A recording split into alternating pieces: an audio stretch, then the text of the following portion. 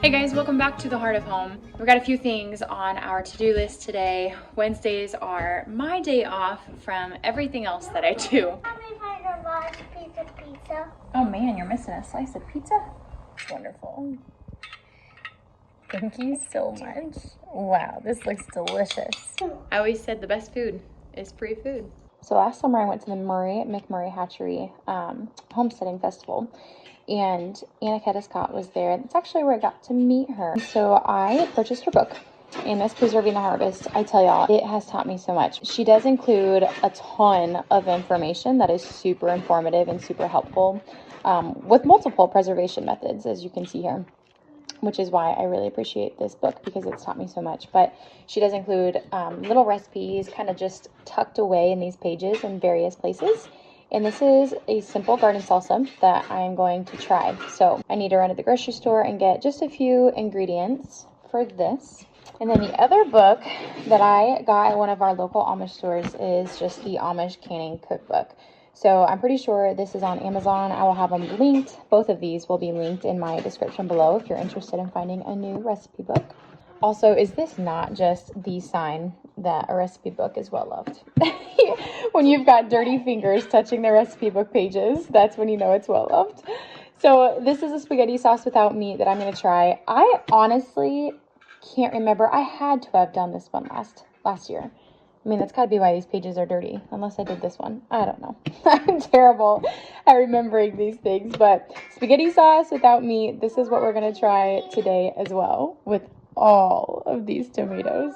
Yes, baby. Just like any other video, I've got to get my tea going. I just got some more tea from the local tea seller place here where we live, and I am so grateful for them. I think there's only 2 places in Iowa that are like tea stores, like true tea stores, not like Walmart or Hy-Vee with tea boxes, but like loose leaf tea. So I got, this is the cinnamon spice, and then I've actually got an orange spice, which is funny. The first time I had cinnamon spice there, it kind of hurt my gut. I think I was trying to like drink it as fast as I normally do, like my warm or my herbal teas. And I mean, it's a loose leaf tea. It's strong. And I learned that very quickly. But now I find myself almost craving sipping on that like spicy cinnamon tea. And so I got some, and I'm going to sip it this morning.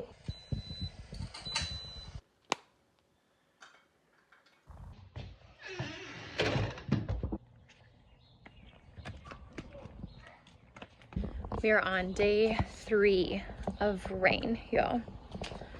Now my garden is real happy, but I would really love to reseed some spots in our front yard that we've been trying to get grass to grow. But with the amount of rain that we've been getting, it would just wash the seeds away. However, I am very excited to show you guys what has been popping up in the garden. I've sowed quite a few seeds in the last week. Quite a few seeds in the last week, and the rainwater obviously has more nutrients in it, and so they really prefer that over hose water. All that to say, they're popping up.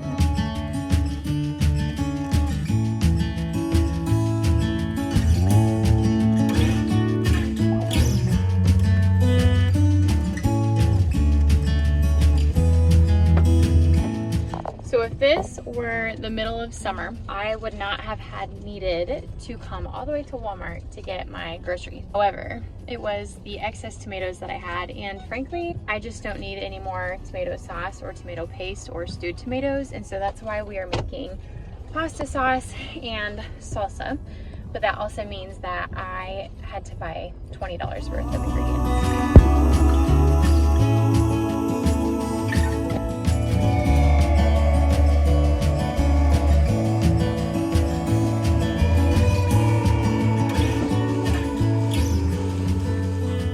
I gotta wait until these tomatoes thaw out. I'm not gonna do anything. I mean, you could set them in hot or warm water to thaw out quickly, but it's not gonna take much time. And in the meantime, I can get started on cleaning some jars and showing you guys what's out in the garden. Let's actually go do that. Hi. Hi, sweet boy. Crazy boy. Crazy boy. So like I said earlier, come on, Kai. So So the rain always has more nutrients in it than anything that has been processed or filtered like city water has been. And so your plants are always going to do a lot better getting watered by the rain, which looky here. All of my Swiss chard is coming up. I think this is going to be so beautiful. This is my green stalk. I do have a code in the description below if this is something you guys are interested in purchasing. It is small family owned. They're a Christian family, USA sourced, food grade material, everything. It's freaking awesome. But anyways, I've got some lemongrass up here and Swiss chard. So I'm really like picturing like almost like a alfalfa, you know, alfalfa hair coming up off of the head of the green stalk. I did buy quite a few different strawberry starts because mine from last year. Hey, you're the culprit. You stinker. No. I can't believe I just caught that on camera. This whole time I thought it was blue. Kion, ew. Oh, I might have to change my green stalk up. Kion pulled strawberries out of the green stalk. It's funny because he's not our mischievous dog. Nope, back. He's not the one that's usually causing a ruckus, which if my husband watched this, he'd be like, yes, he is. He's your dog. But he's usually the one that I can trust. Thankfully, strawberries are very hardy. So the reason I grow strawberries in the green stalk is to keep them up off the ground. We do have June bearing strawberries on the side of the house that I showed you in the last or 2 videos ago. I can't remember. In one of the most recent videos. However, a lot of these strawberries are putting off some foliage and then dying. And so I'm not entirely sure what's going on here. I got them from our local nursery and I wasn't very happy with them, to be honest. When I unraveled the bundle of strawberries that I got from them, there was a bunch of mold on the inside. So I thought, well, what the heck, instead of taking them back, I'll try to plant them and see if they work. And they have been doing well. I mean, they have been looking good. Their foliage has been green and luscious and they've been growing, and quite a few of them actually have flowers that I've already put off into strawberries already. But then you have these handful of random ones, which I'm wondering, I should have made note which ones were molded that I put in here. The plan is to hopefully just cut off some of the sister plants that come off of strawberry plants, you know, like when they spread, and stick them in the pockets that didn't already have a strawberry plant. A few of these other little pockets are actually empty still, like these ones are, and that's because I love to go to the farmer's market and get some herbs. You know, very unique varieties like orange mint, for example, is one of my favorites, some variegated ones. And I like to fill them up in here because this is the closest garden bed to my kitchen. And so the herbs and stuff I love to have quick access to. Look! You guys recognize those? These are nasturtiums. These are some of my favorite flowers to have in the garden. They're completely edible. They do have a very like peppery, spicy taste, similar to horseradish. I can't remember which one of these. I'm assuming it's this one because it has a little like stripe around the edge. One of them is variegated. I'll have to come back to that. I've got some freckled lettuce. You can see it. Look at there. Yes, honey. Here's some more freckled lettuce that I accidentally planted. I thought I hadn't already sowed freckled lettuce in the green stalk, and so I sowed a couple seeds, marked them, and then I went back and looked at my pictures, which I had. I took pictures and then added text to identify them, and it turns out I already had 2 pockets of freckled lettuce, so now I have 3. You're so handsome.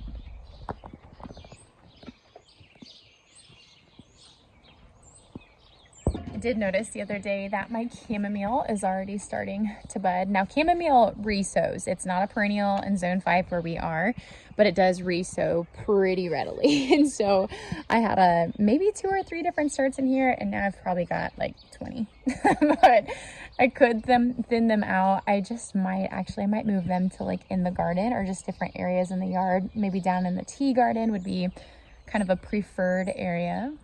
These chives I've actually had from my mom's house since, gosh, when I was in high school. It's so funny because chives are one of the most resilient plants I've ever had. I mean, these come up with a vengeance. That looks like mint. Yep, that's catmint. Another variety that comes back with a vengeance and shows up literally everywhere, which is all over our yard. So if you're gonna plant mint, don't plant it in your garden beds or in your yard. Keep it in a container and don't let it go to seed, or else it will show up wherever it wants. This is another plant that people often get confused with chamomile. Now, it doesn't look like chamomile right now, but this is supposed to be feverfew. I've never grown feverfew, and frankly, I don't think it looks anything like chamomile in this stage, but the flowers themselves actually do look a lot like chamomile. So these are the 3 strawberry starts that I thought were dead. I mean, they all looked like this guy, but these 2 actually came back really, really well. They're actually almost looking better than the ones in the green stalk. I'm not sure what this is. It almost looks like a flower. We'll see. And then we've got lemon balm, of course, that I bought from a farmer's market. My favorite plants in the garden are always volunteers, which are plants that come back the next year without you having to sow them because they're free plants. I mean, who doesn't love free plants that take care of themselves and have super strong genetics? In other news, I have some not so strong plants that I am just stumped at what is happening, and maybe you guys can help me. I shared with you before that we have 2 blueberry bushes and then 2 hasket bushes, or sweet berries, depending on what you call them. However, these 2 little shrubs next to the fence line have suddenly taken a turn for the worst. And I have no idea why. I thought maybe it was herbicide spray because our neighbor in previous year has sprayed his yard, especially around the fence line. But I asked him if he had sprayed anything lately, and he said he hasn't sprayed anything at all this year. And, you know, I reminded him, like, I do have plants on the other side of the fence now. And, you know, he said he doesn't plan on spraying, especially on this side of the yard, knowing that. And so that was my assumption, that that's what was going on. And now that he said he hasn't sprayed, I really don't know. And it is the 2 plants closest to the fence. So now my thought is, was there still residue in the ground where I planted? Because there was nothing planted here before. I don't know. It just doesn't make sense to me that 2 different varieties in the same spot are struggling more so than the ones that are maybe 3 to 5 feet away from them. Any ideas? I love you. Or that does mean that I need to go get 1 more blueberry bush and 1 more hasket bush, because they are varieties that need a second plant to pollinate. They are not self-pollinating. In other news, more plants that are struggling. That seems to be a theme so far this spring. I have watermelon here, and it looks like someone is nibbling at it. And I couldn't tell you if that was birds or squirrels. I have no idea. These ones haven't been nibbled on any more than they were a couple days ago, so that's good news. But this guy, I think he's a goner.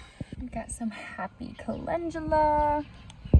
Now these, goodness, other than more catmint, which let's just pull that out. These I'm really excited for. This is actually moonflower. If you haven't heard of moonflower, they bloom at night, hence the name, and they get like 20 to 30 feet long. Never grown them before, so I really have no idea what to expect, but I'm hoping that I can trellis them up and over our fence line. I've been waiting to show you guys this, but I just have to show you. I planted a bunch of different foods in this bed, which these are actually weeds, but in this bed last fall, hoping that the seeds would make it through the winter. I wanted to see what would make it. Of course, the spinach made it. That is very resilient in our area. But so did one of my kale plants. I have no idea which variety of kale this is. If you know, let me know. That's grass. We had a lot of grass seed apparently in the last load of compost that I got from the city, which is unfortunate. But again, I told you guys on a previous video that I love to, I gotta pause on that, finish my thought here. I love to weed, so it doesn't bother me. But I've got a couple other little plants in here that I'm just not 100% sure what they are. If you know, again, let me know in the comments. But in the meantime, I'm just letting them grow, because I thought, well, if they are something, I'd rather them grow and be something. And if they're not, they're just gonna be a giant weed, and I'll just pull it out as soon as I know. I've got a couple of these. Part of me almost wondered if they were okra. I was like, this doesn't quite scream okra to me. Granted, I did do 2 new varieties last year. I just can't recall what they looked like in their premature stages. This is definitely a weed. I'm not sure what this guy is. He's looking like a weed to me too, as well as this one. These guys have sturdy roots, man. I went to go pull one of these out the other day, and I was like, wow, those almost remind me of dandelions. Spinach is doing great. I actually need to come in here and harvest some. I did the other morning for breakfast. We've also got some lamb's quarter in here growing, which this is actually edible. And so there's a few of them that I am letting them grow because they are edible. Here's some more of these guys. I think that they're weed. I don't know. It seems kind of strange to me that they'd be so randomly placed across the garden bed. My basil, whenever I start seeds inside, I put them outside, most frequently not hardening them off, and say survival of the fittest. Hope you survive, little guys, and they're making a comeback. I've also got arugula planted here, as well as some romaine lettuce, which actually is just now starting to come up. Happy birthday, little guys. Look at that. All right, you are definitely a weed. You're coming out of here. And this one. Sorry, guys. Remember when I said we're on day 3 of rain? It's actually the most gentle mist in the air right now. It's not really bothering me or my phone, and the garden loves it, but I do need to speed this up. Here's another example of survival of the fittest. I just threw these extra tomatoes out here. I actually haven't transplanted any of my tomatoes out, but these were just leftovers, and I was like, I wonder what they'll do. So I threw them out here, as well as the loofah, which has just been struggling in my music room. But I did actually go ahead and sow some extra loofah seeds. It looks like the third one did not come up, so I do need to get another one out here for that. I did sow some more nasturtium in this corner. They get so bushy and beautiful, and then they crawl and they kind of like drape and cascade over the edge of the garden beds. It's so pretty. And then I believe I did kale along here. Eventually this entire cattle panel will be the loofah plant, and that will last all season because I want the loofah gourds to dry on there so I can harvest them and save them to use as loofah. I need to fix this cattle panel. Actually, it needs to be moved to the middle of the bed. However, right now the middle of this bed has carrots in it, so they are mature enough now that I know where they are coming up, so I could actually go ahead and move that. Maybe I'll do that when the rain's all done. Actually, no, I won't, because look at these sweet darlings. We've got sugar snap peas and winter peas. They're really starting to grow here. And what I'm very, very excited for, uh-oh, that's not good. Bummer. Is, oh my gosh, something must have fallen into this side of the garden bed, whether it was a dog or a squirrel, I don't know. There's usually squirrels all over this garden bed. They run up and down this fence line, tormenting Doug, the neighbor dog, and our dogs. I'm just gonna break that off of here so the plant isn't trying to mend it and wasting energy on that. That's unfortunate. Anyways, I have got broccoli. I believe it's called Pac-Man broccoli. Yep, Pac-Man broccoli and Extreme Vantage cabbage. Now, these are both short varieties, and so I think that they were both 50 or 60 days. Let's see. Yep, this one is 40 days. And then the broccoli, one second. Yeah, the broccoli is 55 to 65 days. So I planted these quite early. I didn't start these. I actually got these from the seed store or from a garden store here in town. And the idea is this right here is going to be a bed for tomatoes, one of the many. And I planted these, I think it was 60 days before June. And so we are just a few weeks shy of them supposedly being mature enough to harvest. I don't see a head on any of them yet, so it'll probably be a little longer. I have to change my plans of what I plant in this bed because of that, but that's okay. The weather's always unpredictable and plants are usually pretty forgiving. So before too long, we'll be harvesting some broccoli and cabbage, which I have never actually grown in my garden because I haven't had space, because I do a lot of vertical gardening with the limited space that we have as a suburban homestead.